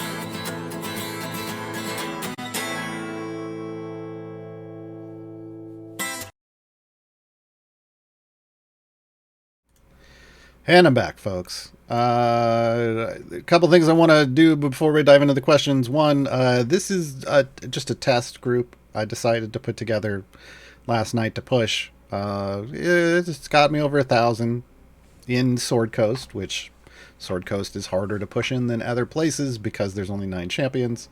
I'm not saying this is the most optimal pushing for group or formation. I just wanted to play with some of the stuff, like Penelope has an AoE slow. Whittle ups attack speeds, and I kind of, I want these explosions happening more often and the acid stacking up, and there's really nice indicators now. If you see here for the 10 stacks of acid, it's those bubbles being filled in. Alender's in to help Whittle trigger those. This is what I call a machine gun spec, where basically Lucius is attacking over and over again on attack animation speed. So even though his attack speed is technically 315, he's going as fast as he can. And then Orkira for debuffs, because why not? So this is just for fun. I'm doing decent damage. And have a lot of fun with it. One thing I did is I leveled up. I pumped everybody up 1,000 levels over their cap to max out Nova's the crew ability. I want you to see what that looks like. It's about E28 with because this is going to be affected by Aerois synergy stacks. I'm getting about an E28 bonus from this formation. That's not bad. That's not bad, folks. E28's a nice number to have. And my Aerois synergy stacks are up in the 1,600 range at the moment and still climbing. So yeah, they do the thing. All right, I'm going to dive into the questions. I'm going to hit things that are on our topic today. So, Season 1, Heroes of Aerois. Epka, what does the 4400 at the bottom of seasons means? It's referring to these milestone quests. Like, this is 61 out of 100. I've completed 61. Because remember, each tier counts as one. There's 10 quests and 10 tiers. That's 100 milestone quests. This is 7 out of 70, so that's the cap I can get for the moment. They don't bother with the dailies because they reset every day. Oh, I'm just going to dive. Have you had enough coffee this morning from Alaric? I don't drink caffeine, so no. Valdemar Night Road. Are there new achievements with the season, or is it each champ just had one pop for Nova? They broke Nova's achievement because they changed Nova's ability, and it was based off her collecting body part trophies from things she killed. So they had to create a new achievement. I did not look to see if they deprecated her old one into Legacy. They did. It was samples collected. I've Nova collect 5,000 monster hearts. That's good. I mean, it's not providing a bonus, but it means it does mean that. Oh no, where is she at? Is she in Dragon Down? She is. It does mean that it still tracks the fact that I got it. Now it's a Aerois symbol, so I have 15,000 stacks of the crew at once. So, yeah. I don't know why it's question marks, but sure. So you can get a new achievement to replace the old one. Gracier, when is the seasonal weekly challenge reset added? Every Wednesdays. All of this, because it launched on a Wednesday, it's going to reset on a Wednesday. If you do them all, you'll see a timer. If you haven't, you won't. But yeah, so it's going to be Wednesdays at noon. I'm guessing around there. I don't know. Probably Wednesdays. Four more days. I feel like that's Wednesday. Somebody do the math. Valdemar Night Road. Do you think it would be helpful if we could skip season quests? They're impossible for us. Things we can't unlock yet. Because of the season thing, them hanging around the whole time, and you having 10 slots and it only being 7 loading in each week, it should be okay. I don't know what else is coming, but right now, like the Trials of Mount Tiamat one, that's only one. It can hang out if you can complete all the rest. We'll see what happens as it goes along. Definitely give, as things go along, give your feedback every week about what's going on.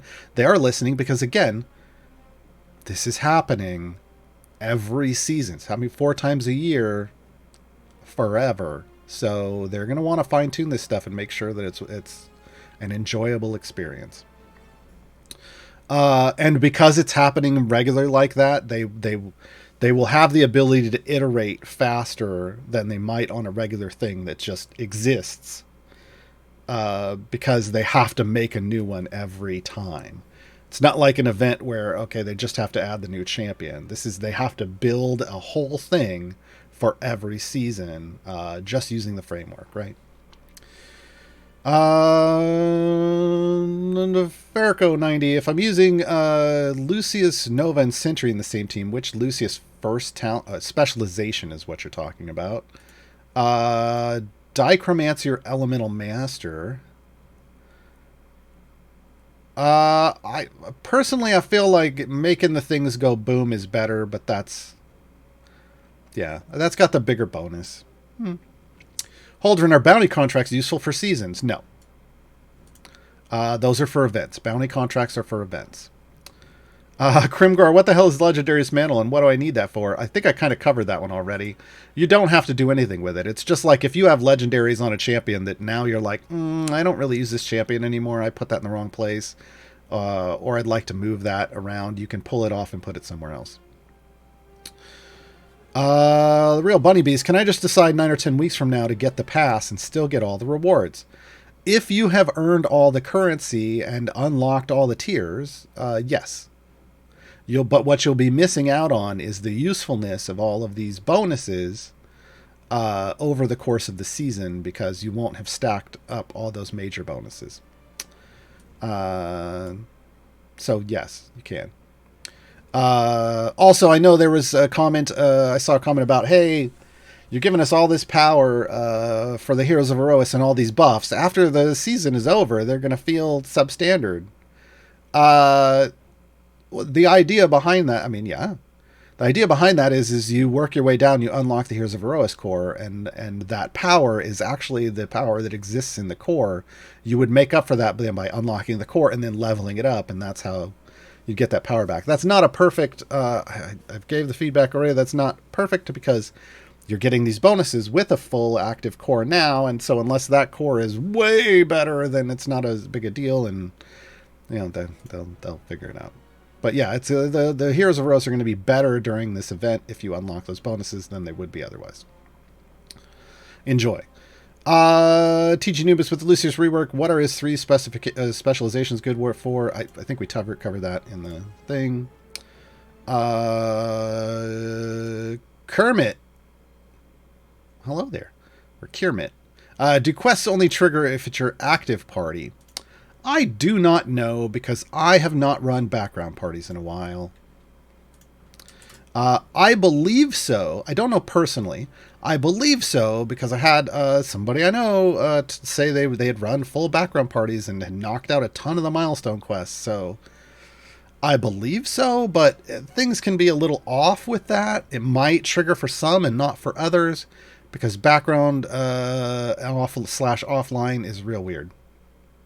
Real weird, but that whole system is currently being revamped, and they just announced on Dev Insights this week that it is going into closed beta testing with people from the community. So that means it is getting a lot closer to being released. That means they feel it's good internally, and now they're putting it in front of a lot of people that have a different mindset and want to go break it. Even more than they do.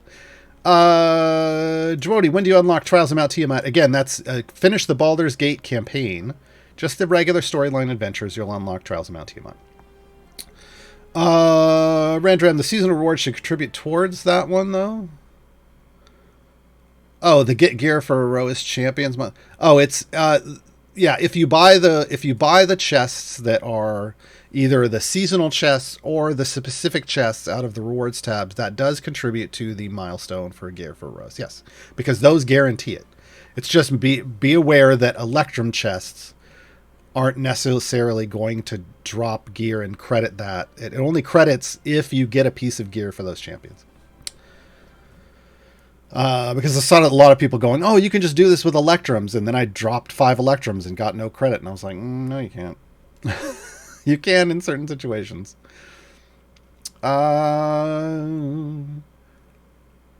Silly Simon, what's your Lucius meta DPS formation? I don't know yet. He just got reworked. Some people may have gone hard on Lucius and have a meta formation built yet, but you've got to do that for all the campaigns. You got to figure that out for all the campaigns and trials. I haven't had time to do that yet. I don't know. Yeah, we'll see.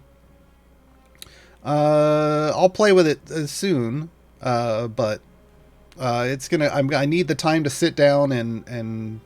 I mean, I don't even know if I'll do it in every thing. I don't know. We'll see. Zero Titan. When you finish a milestone quest, do you start from 0 for the next mission? Ooh, I don't know. It depends on the quest. Maybe. No, I think you start at 0. I think this finishes and you start at 0 and you fill it back up again.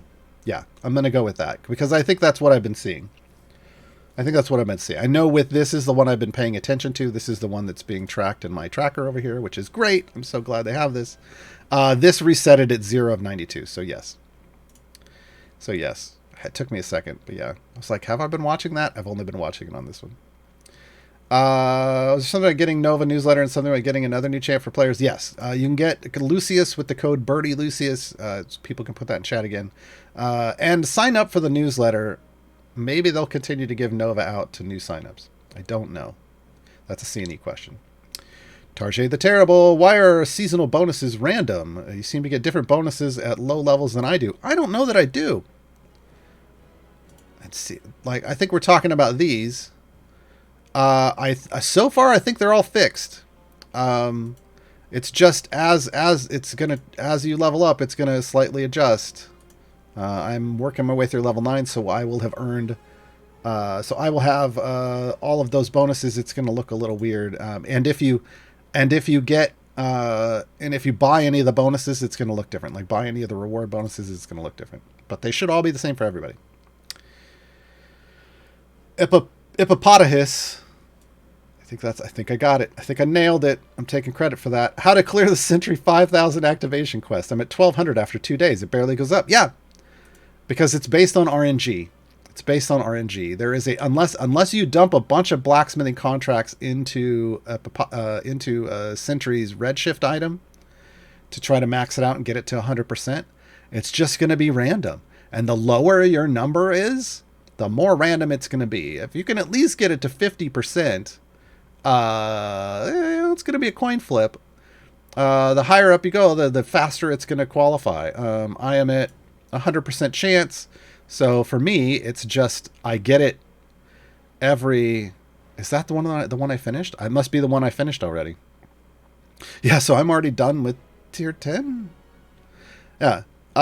So yeah, the higher your percentage, the faster it's going to be, because that's how RNG works. There's no bad luck protection. So just keep at it. Keep at it. Ulamana, and where do I find the season quests? Again, it's this button down here next to the jukebox. Quests are here, and seasonal are in this bottom left tab. If you've done them all, they will reset Wednesdays. I can't remember if the Sentry was a seasonal or a milestone. But yeah, it's just going to take a while. It's going to take a while the lower your number is. Alaric Frost, is it worth picking up the heroes you don't have when they're offered in wild offers, or advisable just to wait for time gates? Yeah, that's a disposable income question, and wild offers can vary, so that's hard for me to say. If you have time gate pieces, getting them at a discount is great. I would aim for the ones that, obviously Lucius and Nova should have been giveaways. Sentry was seasonal. Thank you, Rumpus Imperator. Because Sentries is so hard to get, I might suggest picking up Sentry first, and grabbing Ayla and Lucius later. But I mean, everybody's got quests that they might need to do, so it's kind of up to you. I still think Sentry's probably the one to try to grab first because of that RNG factor. Logicus, where's the new Modron core? It is all the way down the rewards tab in tier 10. So you have to get to level 28 to unlock it, and you'll have to have a lot of currency to buy all the stuff, because you have to own all these other items to get this one. But here's the thing. I didn't mention this. There is enough currency that you can earn, if it would not counting the currency that you might get for throwing cash at the game. You can earn a max total of, if you complete everything, of 135,000 currency. You only need 100,000 to buy everything through tier 10. So there is a lot of stuff that can just not be completed, and you still get 100,000 currency to buy everything. Now, getting to 135 means you get to buy multiples of this stuff. But getting this reward is doable even if you don't complete, like I said, every daily quest. I think you can complete just under half of the daily quests and be fine, as long as you do everything else. But split it up however you'd like. What else do we have? The Mole's Revenge. I have multiple accounts, but can only justify a single season pass. Would I be better getting it on my strongest account or my weakest? On the one that has the Heroes of Aerois. Now, if they both have all the Heroes of Aerois, I mean, I only, when I have multiple accounts, but I only put money on my main account, personally.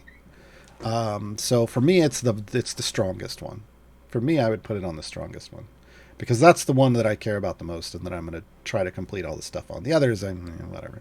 They're there for testing purposes and for building guides and stuff. Frenchie Los, I have a question. Which Lucius needs to go through 350 zones as a Bud champ? What does that mean? That means he needs to be your primary DPS, and his face needs to show up when you hover over the lightning bolt. This tells me that Lucius is the one setting my bud. Lucius is the one setting my bud.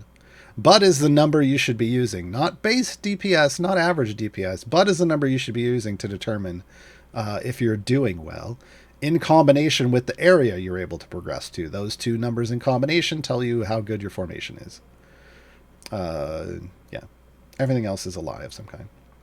Hero number 0. Will they do a season or multiple seasons for champs with no affiliation? I have no idea. It sounds like right now they've said groups of 5, but whether that means whether that means it's only going to be affiliation groups of 5, or whether they're going to just grab 5 champs at random, I don't know. I don't know. Yeah,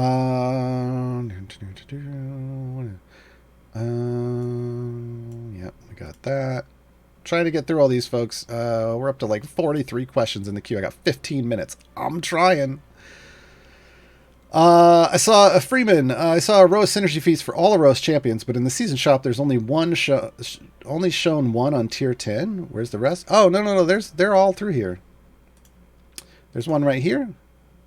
Am I reading this right?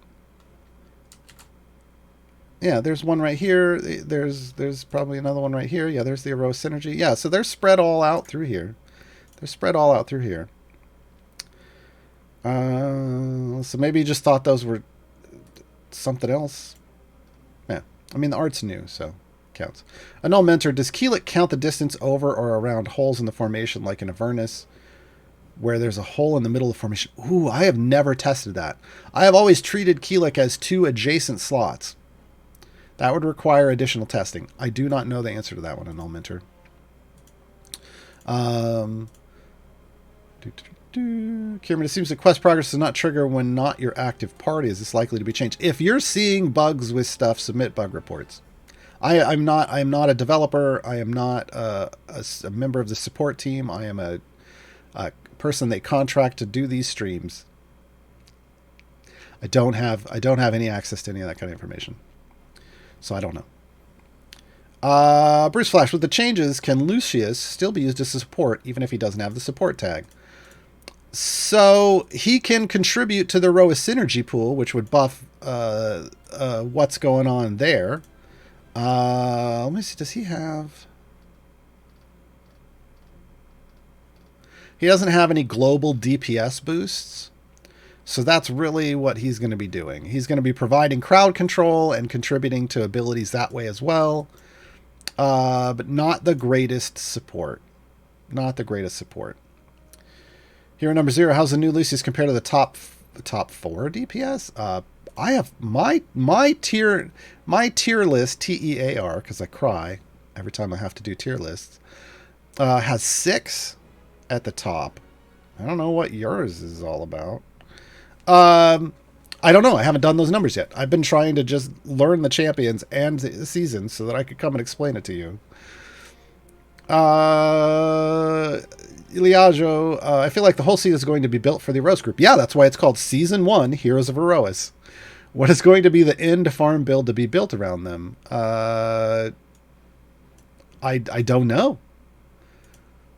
People are trying to figure that out. Because, again, everything is always based off a formation layout. There's 1, 2, 3, 4, 5, 6, 7 primary campaigns now with different formation layouts. Plus Trials of Mount Tiamat, there's 8. And then every event for each champion in an event or a time gate has their own formation layout. I don't know. That's a lot. That's a lot of work. Maybe somebody. I don't build formations for other people to copy, because here's the thing. That doesn't work. Because formations are subjective to your account and your champions and the gear you have on them. So the best thing that I can tell you is understand how all the champions work. And then push deep like I'm doing here, and then make adjustments. And see what works out better for you. And you'll figure out your own meta formation that's personal to your account. I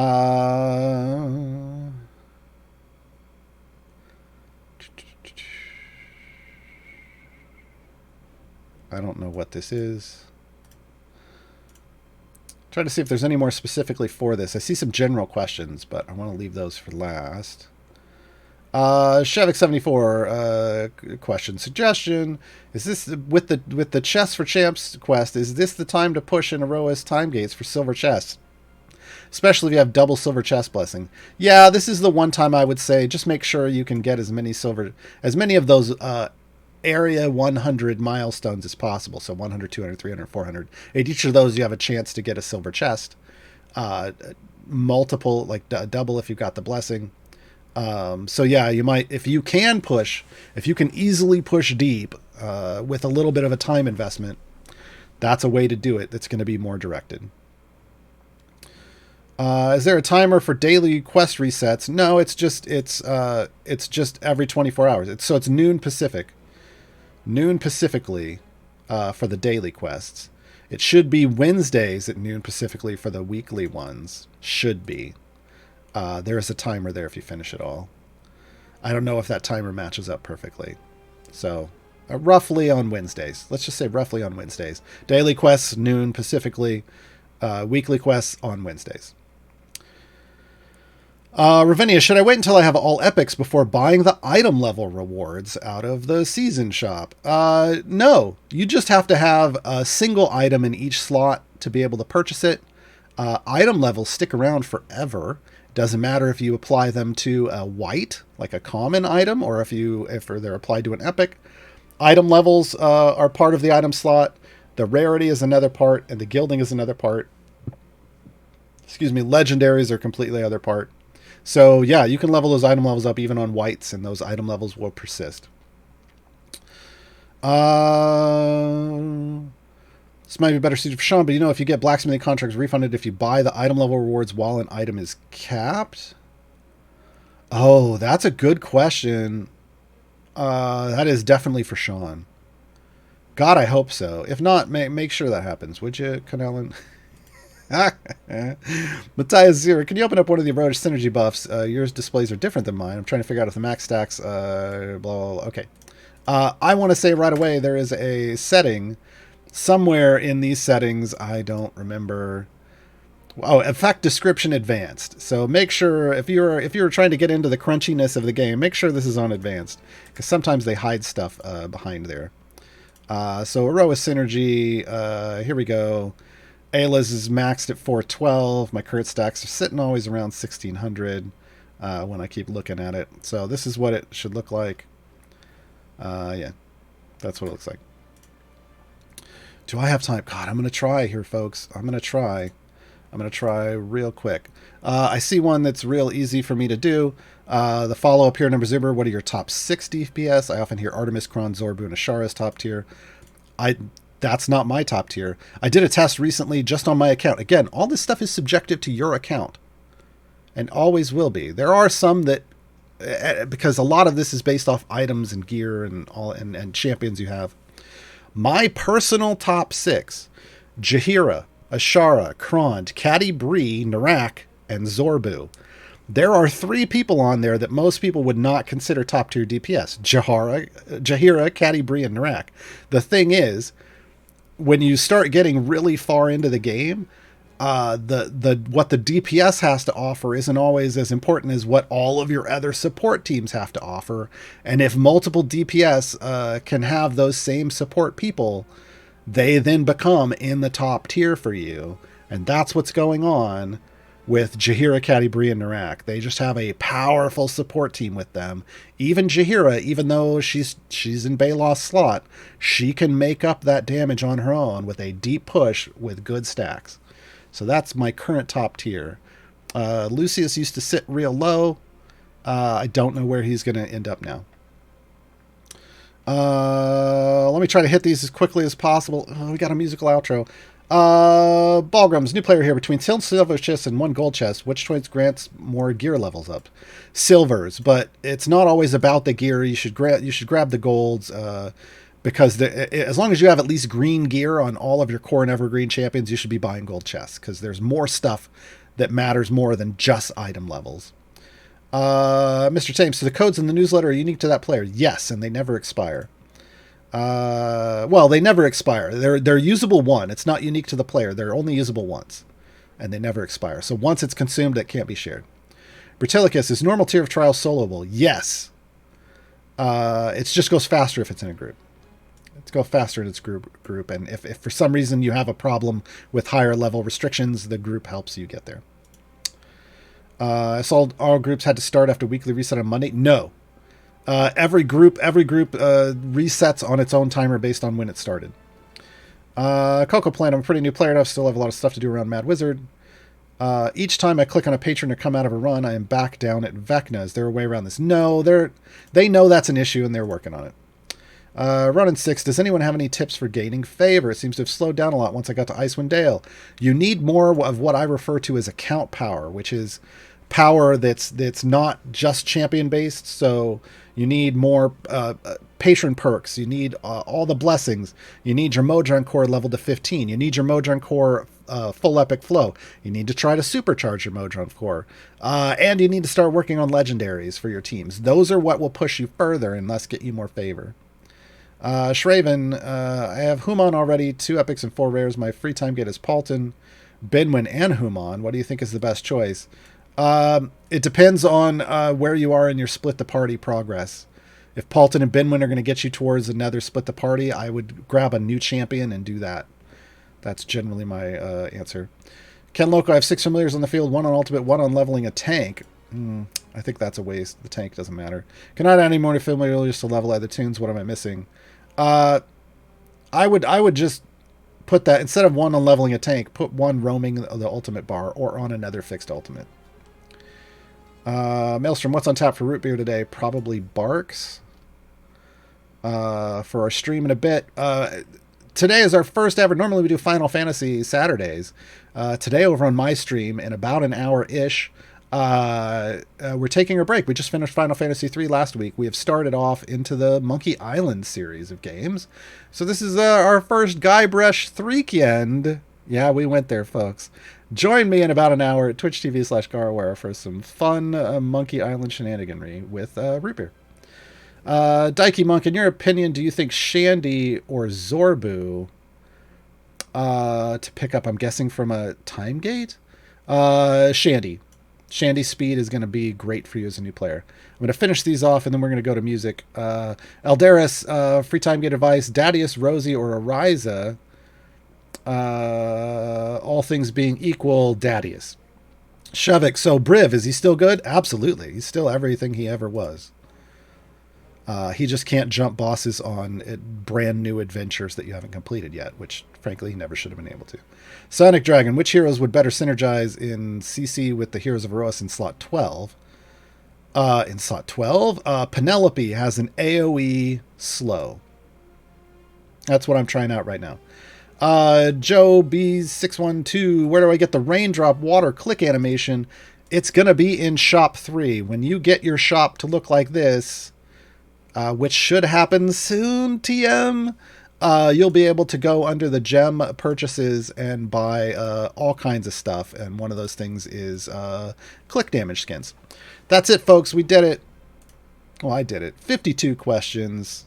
And all the stuff about Season 1 Heroes of Aerois that really, if I didn't talk about it, it's general stuff you should know on your own, or is easy to figure out. I hope we covered everything for you. We're going to go out with some more music. This is a throwback. This is a Sarah Rack is Coming Back from Bardic Inspiration. If I don't see you in my stream in an hour, have a great weekend. Monday is a holiday for CNE. They're not streaming. I am. Come join me on my channel while I stream Idle Champions, like almost all the day. Follow me to know when that goes live. We're going to do a long Idle Champion stream. It's called Idle Chatter on my channel. Come ask me all the questions that you didn't get to ask today. Bye, everybody!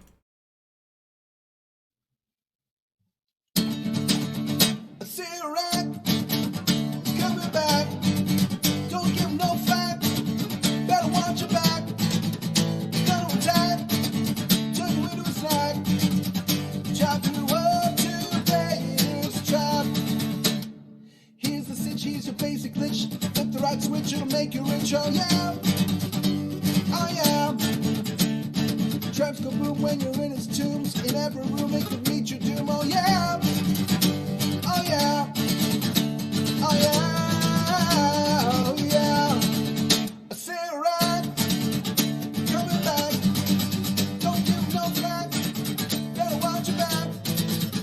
Gonna attack. Turn you into a snack. Trap you up today in this trap. You may be brave if you fail and say you're gonna take you to your grave, so you best behave, oh yeah. Oh yeah.